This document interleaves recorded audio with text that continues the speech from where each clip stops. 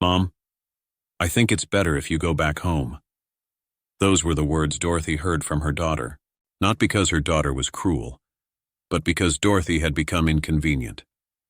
Dorothy is 71 and lives in Phoenix. After her husband passed, she sold everything and moved to be near her daughter.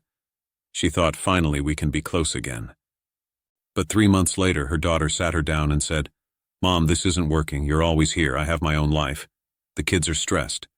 Maybe you should find your own place." Dorothy told me, "I gave her everything. I sacrificed my youth raising her.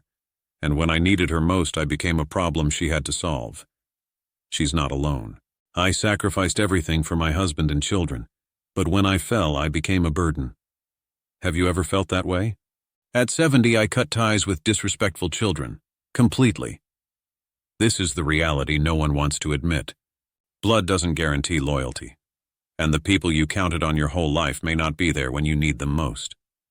According to a 2024 survey, 70% of seniors said they don't expect their children to care for them in old age.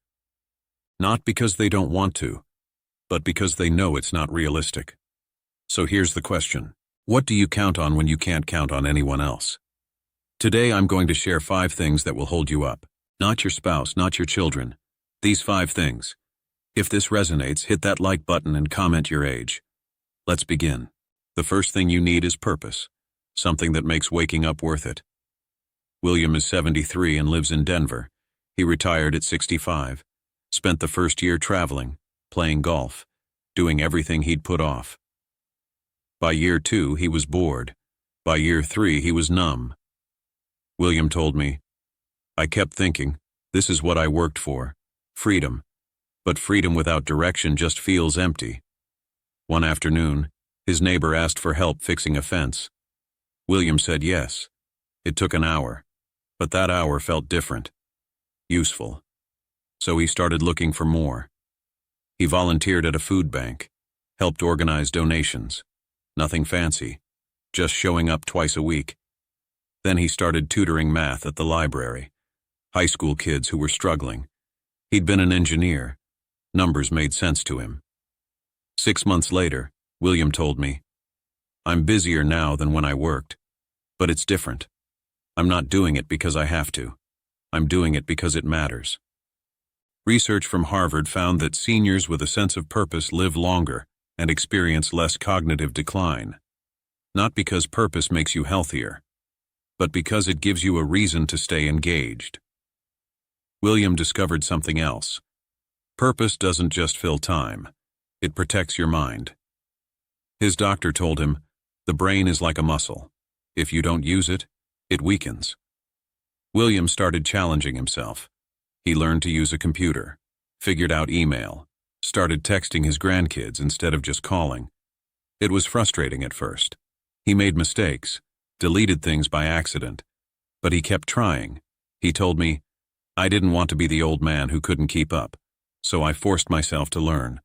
And here's what happened. His memory got sharper. He felt more alert. He stopped feeling like the world was leaving him behind.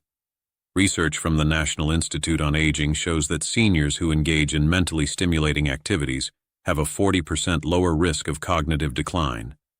William told me, "I don't need to be busy, but I need to be useful. There's a difference." One viewer commented, "At 70, I cut ties with disrespectful children.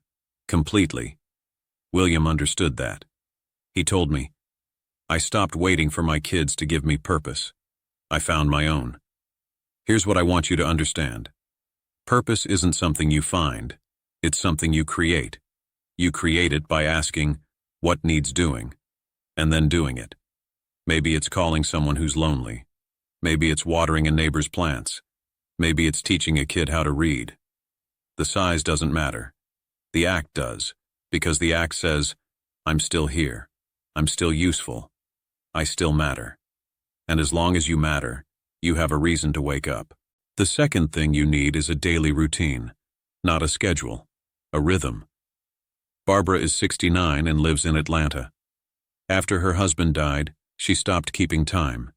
She ate when she felt like it, slept when she was tired, let the days blur together. At first, it felt like freedom. But soon, it felt like nothing. Barbara told me, I'd wake up at noon and realize I hadn't showered in 3 days. I'd forget to eat. I'd sit in front of the TV and have no idea what I watched. I wasn't living. I was just existing. Her doctor asked her one question. What did you do today? Barbara couldn't answer. And that's when she realized the problem. Without structure, time disappears. And when time disappears, so does purpose. Studies show that seniors with consistent daily routines experience lower rates of depression and cognitive decline. Not because routines are exciting, but because they create predictability. And predictability is calming. Barbara started simple. She set one rule. Be out of bed by 8. That's it. Then she added another. Eat breakfast at the table, not in front of the TV. At the table. Then another. Walk outside for 10 minutes, even if it's just to the corner. Slowly, her day took shape. Morning coffee, a short walk, lunch at noon, an afternoon activity, dinner at 6, lights out by 10. Nothing rigid, just enough structure to keep the day from collapsing. Barbara told me, I don't dread mornings anymore. I know what's coming, and knowing what's coming makes me feel like I'm still in control. But Barbara also discovered something unexpected. Routine gave her space to notice small joys. She started looking forward to her morning coffee. Not because the coffee was special, but because it was hers. Same cup, same chair, same time. She started noticing things.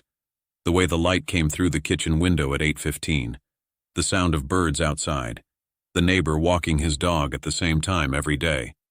These tiny rituals became anchors, and anchors keep you steady when everything else feels uncertain. One viewer wrote, Aging is the last opportunity to let go and be as free as circumstances allow. Barbara told me, I used to think freedom meant doing whatever I wanted, but real freedom is knowing what to expect. Because when I know what to expect, I'm not afraid. She also learned to protect her routine from other people's expectations. When her daughter called and said, Can you watch the kids this Thursday? Barbara learned to say, Thursday's my library day. How about Saturday instead? At first, her daughter was surprised. But eventually, she respected it. Because boundaries aren't cruel. They're necessary. Barbara told me, I gave 60 years to other people's schedules. Now I have my own, and I'm not apologizing for it. Here's what most people don't realize. Routine isn't just about structure. It's about identity. When you have a job, your routine defines you. You're the person who wakes up at 6, who drinks coffee at 7, who leaves the house at 8. But when you retire, all of that disappears. And suddenly, you're just someone who exists. No rhythm, no role. Barbara created identity rituals. Every morning she'd put on real clothes, not pajamas, real clothes. She'd make her bed. She'd sit at the table for breakfast. Why? Because these were proof that she still cared, proof that today mattered. Routine isn't a prison. It's a lifeline. It keeps you tethered to the person you still are. The third thing you need is financial independence, not wealth. Just enough to know you won't run out. Robert is 68 and lives in Seattle. He worked for 40 years, saved diligently, retired with what he thought was plenty. But then the repairs started. The roof, the furnace, the car, medical bills piled up. His wife needed surgery. Suddenly what felt like plenty started feeling tight. Robert told me, I wasn't worried about going broke. I was worried about needing help. Because the moment you need money, people start looking at you differently. He's right. Money doesn't just pay bills. It buys dignity. It keeps you from having to ask. According to the National Council on Aging, 40% of seniors say financial stress is their biggest source of anxiety. Not health, money. But here's the thing. You don't need more money. You need control over the money you have. Robert did something simple. He listed every recurring expense. Phone bill, insurance, subscriptions he forgot he had, anything that left his account automatically. Then he canceled what he didn't use. changed his phone plan, dropped one insurance policy he'd been paying for 20 years but never needed. Just like that, he saved $300 a month, $3,600 a year, not from earning more, from spending less. Next, he created a rule. Fixed costs stay under 60% of income. Everything else goes into two buckets: savings and flexibility. He didn't invest in risky stocks. He didn't chase returns. He just made sure that every month something stayed in his account. And that buffer, that cushion, gave him peace. Robert told me, "I don't check my balance every day anymore. I know it's enough." And that alone changed how I sleep. But Robert did one more thing that changed everything. He created what he called his dignity fund. Every month, after fixed expenses, he set aside $100. Not for emergencies, not for medical bills, for things that make life worth living: a nice dinner once a month, a book, a small gift for his grandson, theater tickets when something good came to town. Robert told me, "I spent my whole life saving for someday, but someday is now. And if I can't enjoy a little bit of what I worked for, what was the point?" This is where a lot of people get it wrong. They think financial independence means never spending. But it doesn't. It means spending without fear. One viewer wrote, "I have 2 daughters and a son, but I believe money and a caregiver are the best plan for old age." Robert agreed. He told me, "I don't want my kids to feel obligated, so I'm making sure I can pay my own way. That's my gift to them." He also met with an estate planner, not because he had a fortune, but because he wanted clarity. He set up a simple will, made sure his accounts had beneficiaries, wrote down where everything was so his kids wouldn't have to hunt for it later. He told me, "I've seen families fight over nothing. I'm not leaving a mess behind." Financial independence isn't about how much you have. It's about knowing where it is, where it's going, and how long it will last. And when you know those things, the knot in your chest loosens. You stop lying awake at 3 in the morning doing math in your head. The fourth thing you need is connection. Not a crowd, just a few people who know you're alive. Margaret is 72 and lives in Minneapolis. After her husband passed, she thought she'd be fine. She had friends. She had activities. But slowly, the calls stopped. Friends moved, got sick, passed away. And Margaret realized something terrifying. Entire days went by without her speaking to anyone. She told me, "I'd go to the grocery store just to hear a cashier say hello." That's how lonely it got. One viewer commented, "I'm 82 and enjoy living alone. I hate drama, which I avoid as much as possible." Another wrote, "Having a lot of superficial friends is burdensome. Having a few valued soulmates is a solace and a joy. But knowing you don't actually need any friends at all is the key to happiness." Both are true. You don't need many people, but you need some.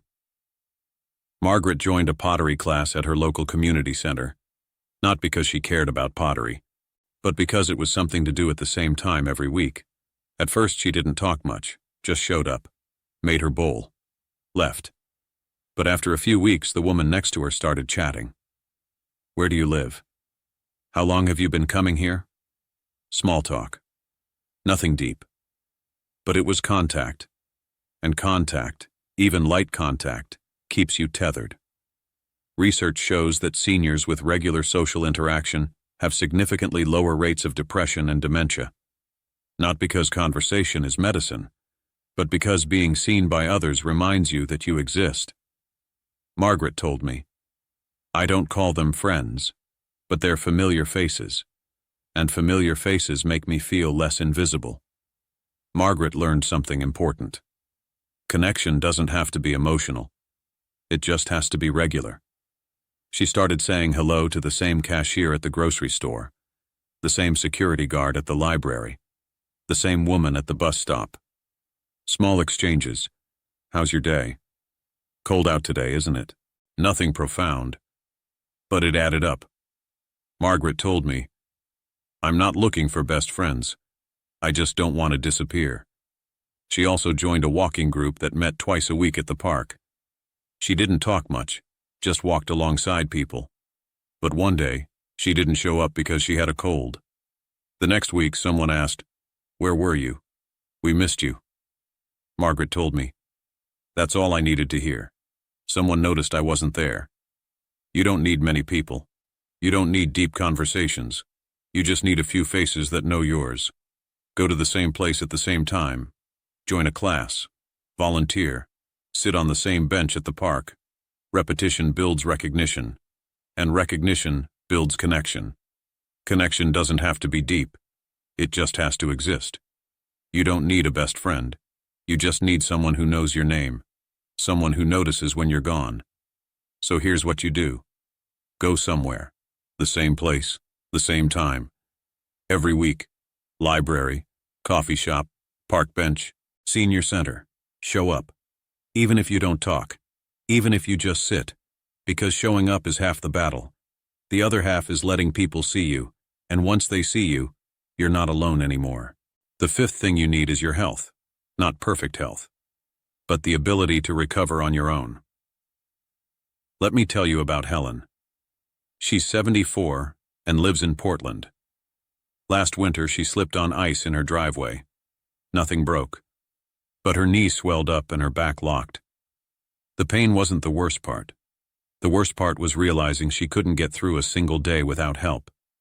She couldn't cook, couldn't shower, couldn't even bend down to pick up her medication. Her son offered to come stay with her. But Helen saw the look on his wife's face. The hesitation. The calculation of how long this would last. Helen's doctor told her, "You need physical therapy. But more than that, you need strength. If you don't build it now, the next fall will be worse." Here's what most people don't understand. The biggest health crisis in old age isn't cancer or heart disease. It's losing the ability to function on your own. A study from Johns Hopkins found that seniors who maintain muscle strength have a 30% lower risk of hospitalization. Not because they don't get sick, but because they recover faster. Helen started small. Every morning she did one thing. She stood up from a chair, sat down, stood up again. 10 times. That's it. At first, her legs shook. But after 2 weeks, it got easier. After a month, she added more. She walked around her house. She stretched while watching TV. She lifted cans of soup like weights. But here's what she learned. Strength isn't just about muscles. It's about balance, coordination, the ability to catch yourself before you fall. Helen's physical therapist told her something that stuck.